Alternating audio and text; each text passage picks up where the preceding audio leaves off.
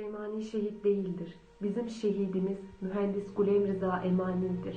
Selam olsun Güney Azerbaycan şehidi Gulem Rıza Emani'ye ve onun ailesine.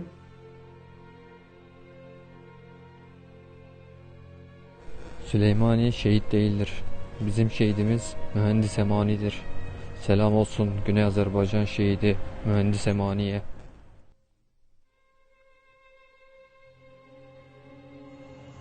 Kasım Süleyman şehit değildir. Türk halkının şehidi, trafik kazası süsüyle şehit edilen mühendis Gülam Rıza Emani'dir. Selam olsun Güney Azerbaycan şehidi Gülam Rıza Emani'ye.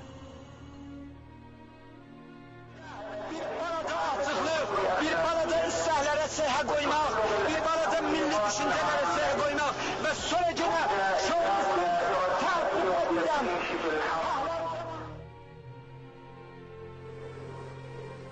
Kasım Süleymani şehit değildir. Türk milletinin şehidi, trafik kazası verilerek şehit edilen Güney Azerbaycanlı Gülem Rıza Emani'dir.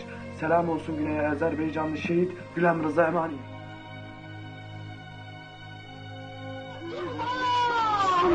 Tutaydın külleri, yeydin dayan. Aslına Azerbaycan'a değme. Demek artık savaşın senden çok güzel olan. Demek artık